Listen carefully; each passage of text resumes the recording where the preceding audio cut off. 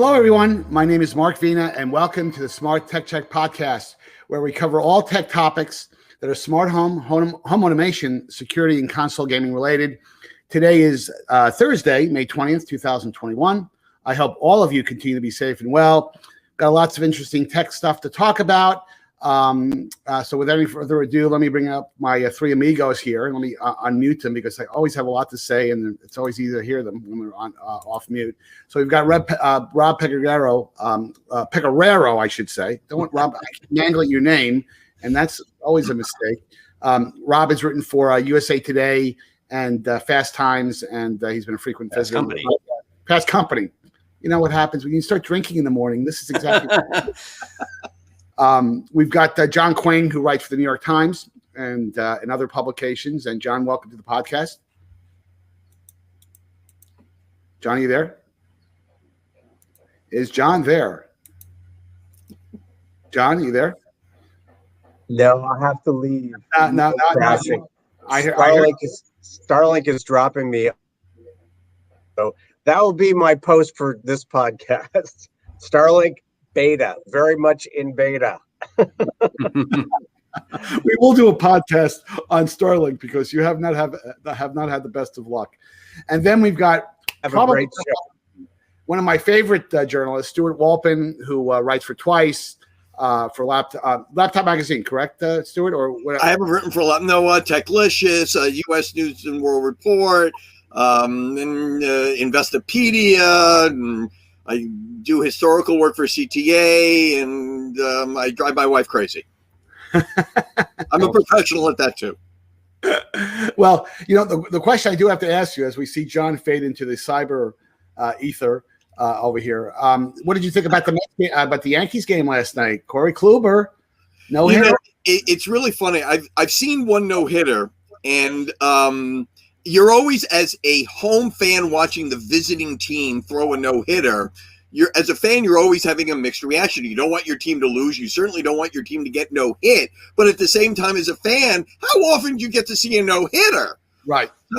So having been at the Texas side of that equation, having seen the Mets no-hit by a guy named Heston for the Giants about 3 or 4 years ago, my wife said, well, how do you feel about, watching the no-hitter? And it's sort of like you're in the stands from the home team watching it was very odd. Happy for Kluber, unhappy for me because I had Kluber on my fantasy team and dropped him because he got off to a bad start. And so now somebody else is gaining the benefit of that no-hitter. Well, the only thing I'll say in this, because I want to get into the topics we talked about, is that I thought Dr. Fauci probably would be having a heart attack at the end because there's a bunch of sweaty guys jumping on top of each other, which is what typically happens at the end of a no-hitter. And so that, and by the way, the stadium was packed last night because that game was in Arlington, and they don't have the restrictions on attendance. So I thought that was interesting. But I have to ask my fellow Washington Nationals fan, Rob, what did you think of the no-hitter? Because you have to give some love to the Yankees. Can you do that for me? It's so many. It's like 6 so far this season. That is nuts. I've definitely been in the stands for one in my entire life, and that's over a sample set of hundreds of games. And I've seen like one like naturally happen on TV, not because I got an alert from the MLB app or whatever. But now apparently it's like bobblehead day at the park. It's going to be really interesting to find out there's a lot of speculation of what the reasons are, but like you said, this is like, it's sort of, you'll know this. What's in 1969, the year of the pitcher? 1968 was the year of the pitcher. Before they raised the mound. McLean won 30 games. They lowered the mound after that season. Right, exactly. And only one batter batted over 300 that year. Wasn't Alex Johnson? Yes. That's pretty. I think he hit 301 for the Angels. I don't quote me on that. I believe it was for the Angels, and I believe he won the batting title with a 301 batting average. Well, as the audience can tell, we could talk about baseball forever, but let's hit some of the tech topics here that I am sure my comrades here will have lots to talk about. First of all, very quickly, the cancellation of IFA that happened yesterday. I'm actually pretty devastated because I know that the bars and the pubs in Berlin will be, obviously losing a lot of bit of revenue because you, Stewart, and you, Rob, will not be there. hot. That was an inside joke, but because I don't think you guys do drink a lot of beer. From baseball to inside baseball. But it's funny because I was really holding out hope that it was going to happen. Not surprising, Mobile World Congress have had issues, and there really hasn't been. It's in our space. It's been a continued problem. No events are going on. Still holding out that CES is going to happen, and I've heard through some of my sources that booth space is actually getting snapped up pretty quickly. So that's at least tech companies are being somewhat optimistic. But any quick thoughts on that topic? I was really surprised to see IFA bag it because, looking at the location alone, Germany has been out vaccinating basically the entire rest of the European Union. They're doing the right things and certainly looking from, not where they're at now, where they're already at like almost 40% with at least one dose, but early September, I was going to say right in the ballpark, they should be where they ought to be along with most of the rest of the EU. Right. MWC is still steaming along, even though that is barely 4 weeks from now. And everyone has bailed on it. Is it a wireless trade show if Samsung is only appearing virtually? And a friend of mine pointed out, well, look, Spain needs tourism money a whole lot more than Germany does, which is why you also see like Greece and Croatia saying, come on over, Americans, please spend some money. Yeah, I'm actually a bit surprised for the exact rationale. You think by the time September rolls around, late August, that Germany would be in very good shape to handle a major event like that. And I think it would be terrific, not just great for the industry, but tell the world, hey, by the way, if you've been vaccinated, get out. The world is and they did IFA in person, like on a really small scale last September. Yes. So that's weird. They canceled in the second year of the pandemic. Right. And that was before the vaccine was even available. So that's interesting. Stewart, any thoughts real quick? Yeah, I was quite frankly, when I saw the alert that they were doing IFA, I said, there is no way on God's green earth that they're going to do this show. I have a friend in Germany who I'm in fairly regularly contact with who lives in Berlin, and he says they're continually shutting down all the time. That he only got vaccinated because he's diabetic. But the city is not in good shape according to him. And when I first saw that when I saw the notice yesterday that they were canceling, I went, there's the other shoe. It was not a surprise to me whatsoever. I was stunned that they had projected that they were going to be able to do this, and I thought it was just a matter of time before they decided to shut it down, because it's not only what the conditions are in Germany, this is a European show, and a lot of European countries are probably even worse off than Germany. As Rob mentioned, that Germany is sort of inoculating the rest of the continent, and Germany is not in good shape. Berlin is not in good shape. So I was very surprised that they did it to begin with, and so when I saw that they had canceled, I went, Yeah. Yeah, well, I guess in some ways not a surprise, but hopefully we'll get better news as we get to the end of the year with CES. I'm not a big fan of going to CES because I've been going for 20 years and it's crazy, but I kind of miss crowds. So we'll see. Yep. We'll see what happens here. The ongoing fun, and I use that term, very carefully with the Apple Epic trial, because it has been epic. And again, I think I said this in the podcast last week. What's fascinating to me about these big trials, and you guys must love this stuff, is the stuff that comes out because of discovery and emails. It's just mind blowing. But in this last week, there was a lot of testimony that was really interesting. And again, I'm sure you guys are following it.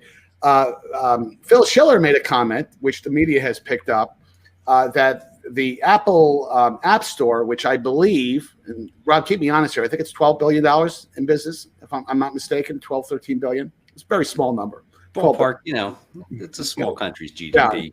Yeah, that's the cost of one of your boondoggle vacations when you take the family out. But the app that Phil Schiller, who's retired, he is retired. He's now a kind of an honorary member at Apple, but he was there for a long period of time. An Apple fellow. He made a statement that he didn't know, and I assume he speaks for the management team, that they don't know if the Apple App Store is profitable, which I thought was a interesting statement. I'm sorry, is what? The App Store was not profitable. They don't know whether it makes money or not. And as someone who's worked for some very big companies and have managed fairly large P&Ls, not 12 billion, but hundreds of millions of dollars, I can assure you that if I told the CEO I don't know if my business is profitable or not, I don't know if I would have been, general manager very long. So, Rob, you're smiling. Any comments from your end? Yeah, this week's my favorite thing was Craig Federighi being saying, someone asked him about what about Mac OS, where yes, there is the Mac App Store, but you can also download stuff from the web. And he said, the security is not where we want it to be. iOS is saying anyone can operate Mac OS as a car. And guys, my license is downstairs. I'm using this Mac right now. Hang on a sec, I got to get it. So the Apple cops don't bust me for using a Mac without a license. That's a funny thing to say. I'm introducing a bunch of just to jump in real quick, I interpreted that storyline, and you have to really, I haven't really listened to read the transcript or saw the test, because you got to read it to get the proper context. But the story that I read, and I think I read it on Apple Insider, it came across to me as if he was criticizing the Mac OS people, or so if I'm in charge of the Mac OS, I'm feeling pretty bad. iOS is bulletproof, and Mac OS is full of Swiss cheese like holes. But I'm sure it wasn't really positioned quite like that. I think he was trying to contrast the difference between the robustness of an ARM-based architecture that's of course controlled by Apple, and a open-ended operating system like Mac OS. Although it's not quite as open as Windows, it's still a very much open operating system. Stewart? Well, I was also struck by the Federighi testimony, and obviously what's reported, it's difficult to really tell context from the quoted snippets without actually hearing him do it. I'm not surprised that he, quote unquote, threw Mac OS under the bus.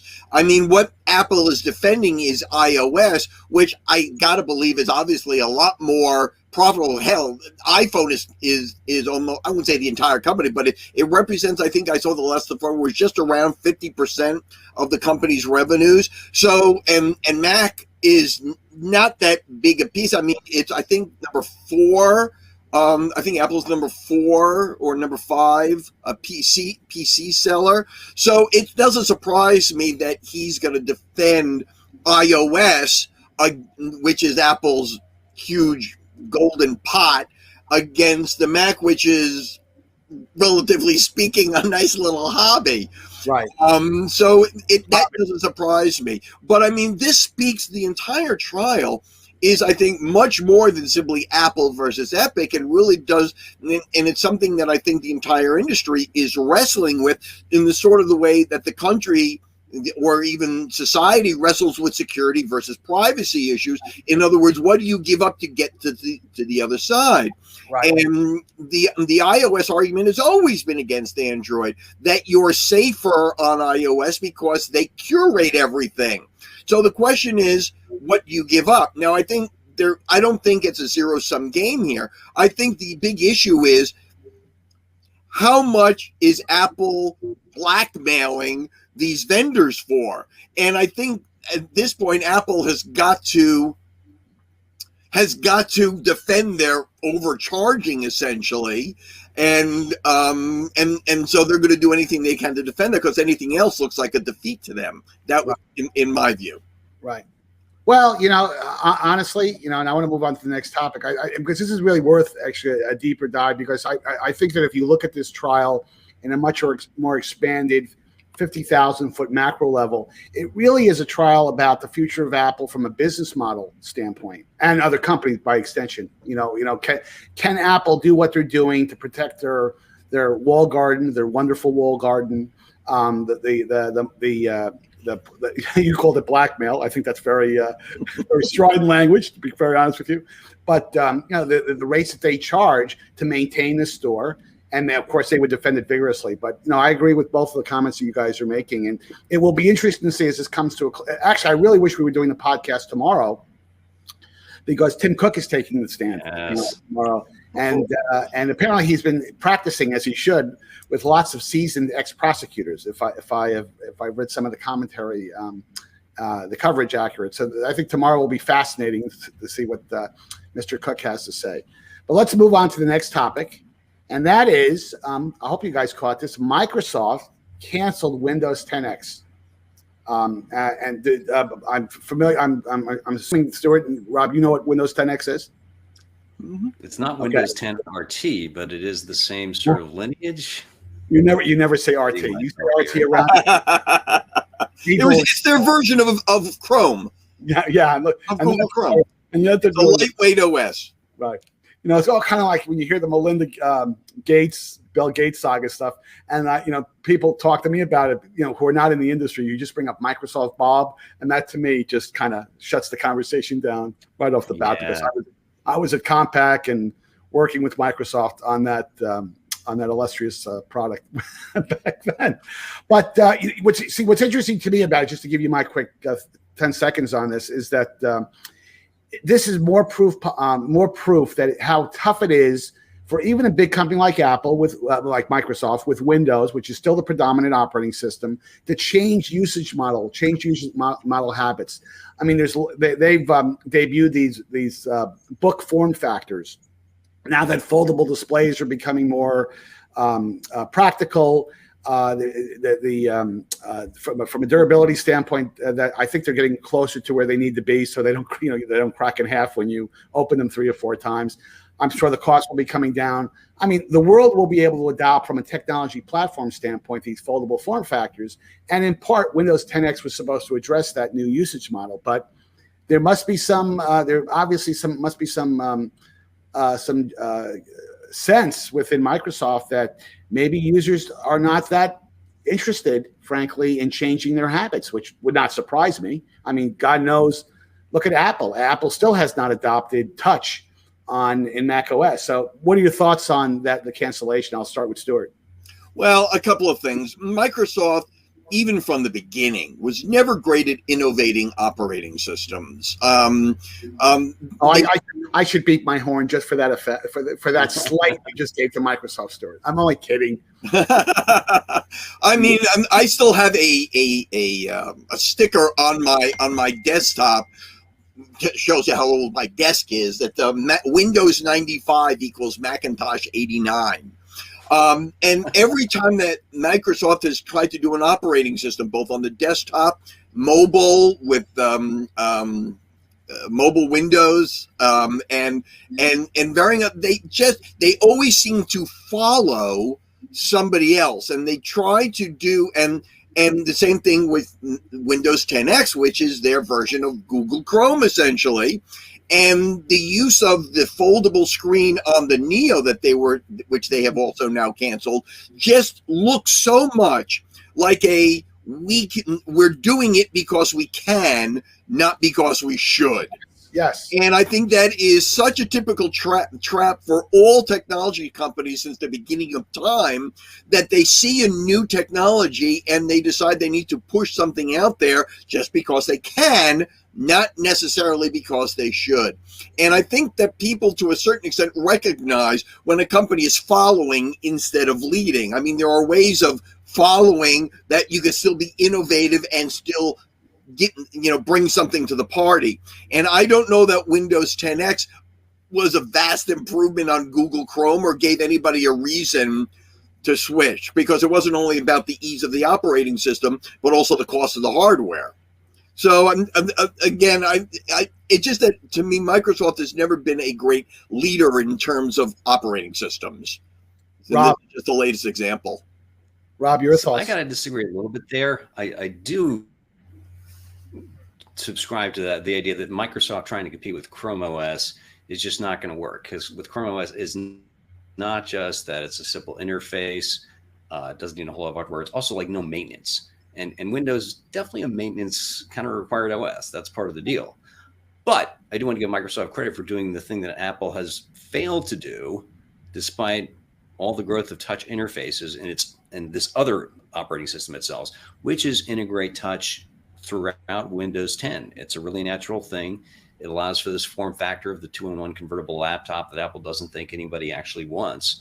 And Microsoft, they did that on their own. And granted, when they first put touch into the OS in Windows 8, it was not quite a lovable experience, but they kept at it. It certainly wasn't elegant. But Rob, and this is a terrific topic to talk about. The only observation I'd make is that if Microsoft was on the podcast right now, they would tell, hey, we've had tremendous success. The world has accepted touch in clamshell notebooks because 95% of the notebooks sold today have touch built into them. I can assure you that when you look into the data analytics, because they do track that data, the data is tracked in the operating system at an aggregate level.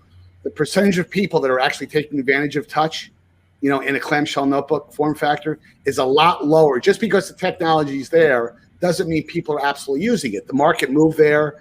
And I think, that's what I think the point Apple would make. Now, Apple, of course, they could be doing a head fake around this. I'm actually writing a piece about this for Forbes tomorrow. But, honestly, from a usage model standpoint, I'm not saying people don't use touch in a clamshell notebook type of configuration, but the Gorilla Arm phenomenon, which is a significant one, it's not as convenient as I think that Microsoft would like you to believe. But that's just my thought. And it will be interesting to see what Apple announces at WWDC. Will they bring both operating systems together? Will they bring iOS and Mac OS together?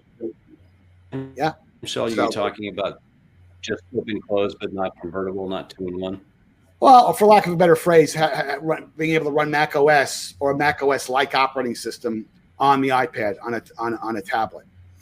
So it's funny. Tomorrow the new iPad Pro show up with the M1 built into it, and I saw an early review, and some person just said that the performance is phenomenal, yada yada yada. But the hardware for the first time seems to be ahead of the software, which you generally don't hear a lot about. So it'll be interesting to hear There's all more the people about who that. want to have Mac OS on an iPad, but sorry, you need to have your license to use Mac OS on an iPad. It's a car, not a computer. I guess. You two could work for Apple, Rob. Rob, you watched. I watched Google I/O yesterday, but I'm sure you did. Any thoughts on Google I/O? Yeah, so lots of news there. Most of it involving Android 12, which I did successfully put on this Pixel 4 XL loaner phone. I think AT&T forgot that they sent me. Very interesting to see this continued sort of competition and convergent evolution, if you will, between Apple and Google in the area of privacy, where 1 year Apple says, okay, you can tell apps that you can only have your location while they're in the foreground. Google adds that. Apple says you can give an app only your vague location, not your precise GPS coordinates. Google is adding that permission back in, which long ago was a permission you could set back when you would install an Android app. And when you installed it, you'd have to accept the permissions it asked for instead of when it would actually want to use those features of the phone. In general, it's more of this pivot towards privacy that Google started unrolling 2 years ago at the last in-person I/O, which it's interesting. And because Apple, their whole line of business is they sell you hardware and then they charge you again for services to run on that hardware. Google sells ads. And so they don't want to blow that up. And so many of the features in Android 12 are about protecting you from the apps on your phone, not necessarily making your phone less useful as a source for data that Google can then turn into ad sales later on. And on the web, their messaging is really kind of incomplete. They have said conclusively, which they didn't say 2 years ago, we're getting rid of third-party cookies. That cross-site tracking, we're not going to do it. We're not going to let anyone else do it.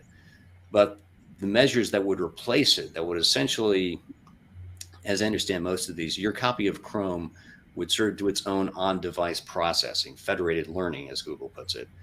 What kind of interest do I have? And then it would sort of fuzz them out with some differential privacy equations, then upload that in an anonymized, encrypted form. So Google would still have data it could provide for advertisers, which there are some competitive concerns because tracking cookies, as gross as they are, anyone can use them. This system, this privacy sandbox, seems like it would be very much a Google-only proposition. And on the other hand, if all the other browsers, Safari, Firefox, Edge, are going in the direction of not allowing cross-site tracking and also not supporting privacy sandbox, I don't know. Overall, I think it would be better for the web if Google made a little less money and was a little less dominant in ads. So maybe that will happen. But for the most part, their announcements at I/O, I'm more interested and looking forward to seeing what they can do in Android than what this next version of Chrome is going to be like. Right. Stewart. Well, I every time I see something about Google and doing something about privacy, I flash all the way back to the beginning where Google's model was don't be evil. And almost throughout their evolution, they've sort of skirted around that to a certain extent, which is understandable. They're a corporation. They want to make money. I mean, they're a public company. They have to do that. A couple of thoughts. Obviously, first thought is that what Apple has been doing with the privacy, and because Apple doesn't make any money from ads necessarily, or that's not their business model anyway. And so their system tends to be very proactive. In other words, it pops up and tells you, do you want to be followed or not? Whereas the Android, at least on Android, I don't know about how this is going to work in Chrome, but on the Android side, you actually have to go into the settings and figure out what you want to do with your own privacy. So it's very reactive. As opposed to what Apple is doing. The second thing, obviously, is that because Apple is a far more unified ecosystem, that everybody is involved. When somebody upgrades their iPhone, for instance, 75% of users update their operating system within the first month or so of a new operating system being available. It's around 90% about 3 or 4 months later. Where in the Android world, some phones simply cannot be upgraded to the new operating system, and it's not as proactive. It all depends upon which Android phone you have. And so as a result, in the Android world, you only get a 20% or so, 25% of users upgrading to the latest OS. So what Google is doing, appreciate it, thanks, but it's not going to seep as deep into the user base. It will take years for these privacy efforts to take any kind of universal impact, simply because of how slow or how low the upgrade rate is for Android users. Right. You know what I was struck by the event yesterday. Just two things from a product standpoint. They're obviously search is their business. I think Rob would concur with this. They're doing some really interesting things with artificial intelligence to make search much more naturalistic, that you literally could, almost HAL-like. We were talking before the podcast. We were talking about HAL from 2001, much more conversational, where you don't have to be declarative from a sentence standpoint. It can actually discern certain things from 2 or 3 sentences, and they show the context piece. And of course, that raises incredibly pertinent privacy issues, because all of a sudden, if you've got these always-on microphones that are listening to not just clips of conversations, but 30, 45 seconds worth of conversations, lots of good can happen, but also lots of bad can happen. So that kind of struck me that they're still plowing forth very much with that. And the other thing that was kind of interesting, and assuming both of you guys saw this, the way they broadcast it, which was, I believe, from like a courtyard outside of Mountain View. Did you see the with the Sundar campus? Yeah, and it just seemed a bit, and this is completely, that had nothing to do with technology. It just seemed to be a bit surrealistic. They had people, socially spaced out, 5 or 6 feet, a lot of golf claps. It just didn't seem. Yes. It didn't seem to have a lot of the emotion and energy that the Apple events have, and the Apple events, of course, now have gone completely virtual, and they're we've talked about this before. They're very Hollywoodish, in their production value, but it just seemed a little bit of an infomercial like to me. But that's me. There's probably lots of people at Google that would disagree with that. Yeah, they didn't have the production values of an Apple event with the jump cuts and the drone shots and everything. It was people step up on a stage in what looked like a really pleasant space. Right. So interesting stuff. This is a topic that you wanted to talk about, Stewart, and that is Apple's 3D and VR activity. And, you posed a question, being the provocative guy that you are, is VR a black hole? I mean, I maybe said in a different way. VR, everybody's been talking about AR and VR for years. There's been lots of manifestations in certain niche environments. It's been successful. It's not a broad mainstream capability quite yet, where hundreds of millions of People are using it. So do you think Apple is the company that's going to take VR mainstream, while others have failed? I think that's what they think. And here's my issue. I'm usually a fan of technology figuring out what users want. I mean, that's been true throughout technology history. But the VR thing got me puzzled enough because everybody was predicting, Ready Player One, that VR was going to be the next big thing. And it sort of just sat there and died. I mean, there are obviously advocates for it, and there's a lot of people making money, but it has not become the huge mainstream sort of new cool thing that I think the industry expected and what I think Apple expects. And I spent some time pondering this, and I actually came upon something that I contacted some behavioral psychologists about. I don't think people like to put things on their faces. Throughout tech history, There's been 3 different attempts at 3D. There's been these personal movie viewing devices that Epson is still making, and a couple of other companies have tried to do to convince you that on an airplane you should put on this headset. And VR is part of that. And I think the problem, we were talking about 2001 before and the whole prehistoric man part. The thing that kept coming up was the humans living in caves with their eyes wide open, afraid of what was out there. And I think a lot of the psychological issue with putting on a VR helmet is cutting yourself off and putting yourself into the proverbial dark, cutting yourself off from the rest of the world. And I think there's this very primal instinct that humans have not to do that. Regardless of what's coming through those goggles, we have seemed to resisted cutting off all of our senses from the real world. I think there's something that can be talked about in terms of LSD and sort of psychedelia and losing that level of control, but still being a part of the world. So I think that there's going to be, even if Apple does it well, that there's still going to be this something, which is why I think people get nauseous, why people can't do VR for any more than 20 minutes at a time. I think there is this visceral, primal fear of putting yourself in the proverbial dark or metaphorical dark. That's interesting. Rob, your thoughts? Also, VR headsets cost a lot. You can address the issues, the bar factor, but if you want to have a realistic experience that doesn't upset your inner ears, you need really fast refresh rate, really high resolution. That's an expensive display. That's 2 expensive displays.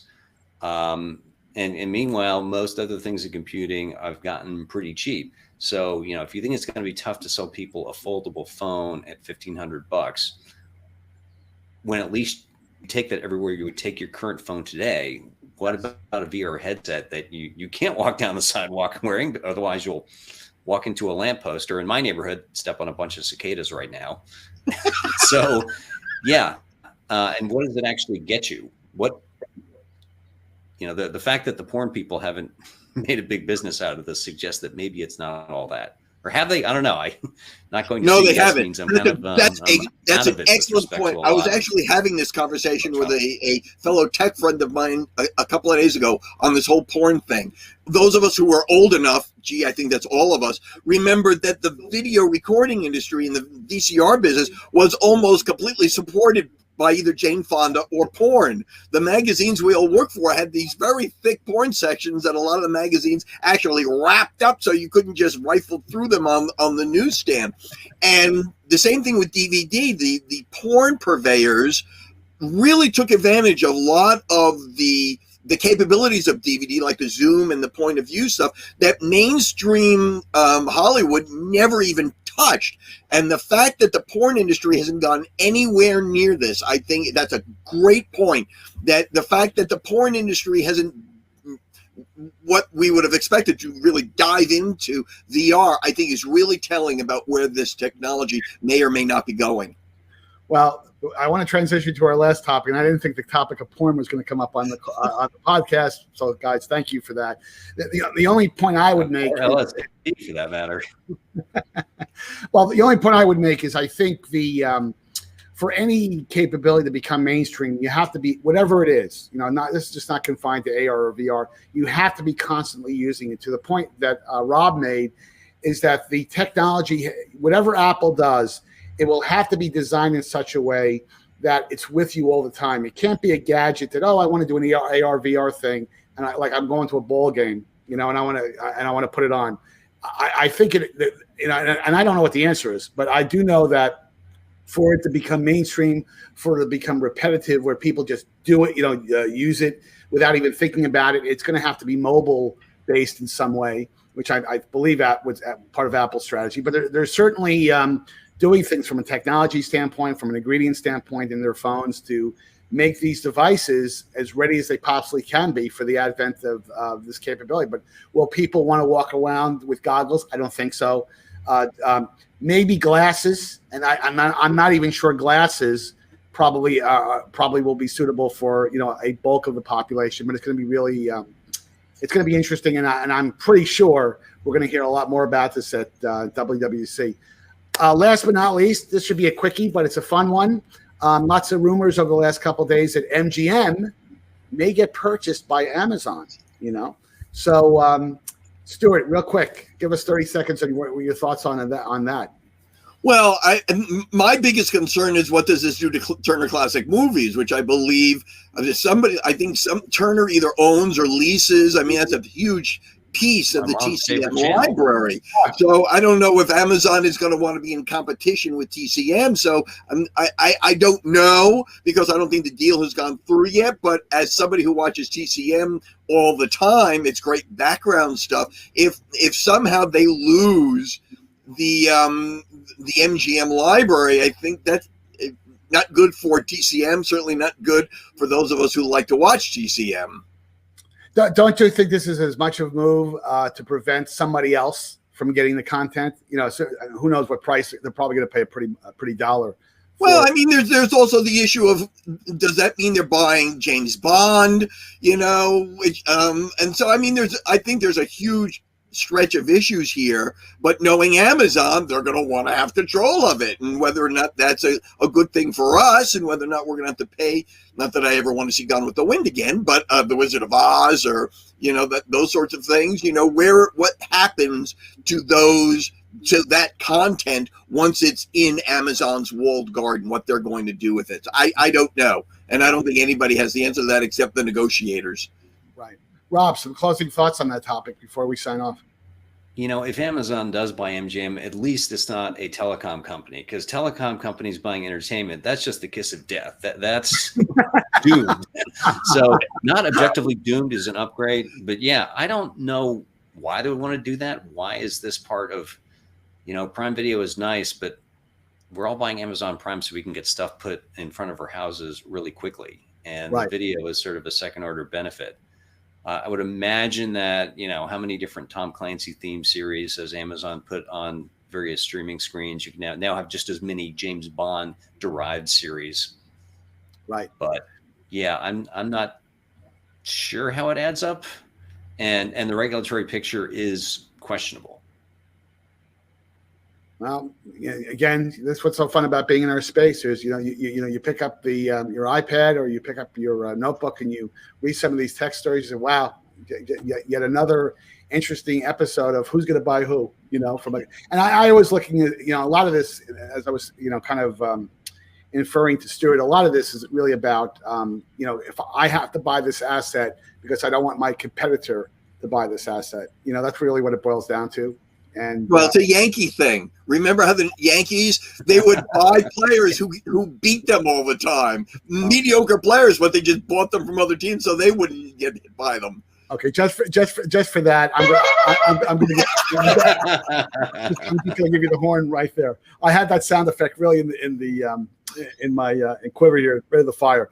I don't know where John is. John is somewhere in the internet. Low Earth orbit. He's in low Earth orbit, right? Exactly right. Having a conversation with Elon Musk about Starlink. But Rob, Stewart, thank you for taking the time to join me for today's podcast. For our viewing and listening audience, please subscribe to the Smart Tech Check podcast on YouTube and Apple Podcasts, and follow us on Facebook, LinkedIn, and Twitter. And until next time, have a great week.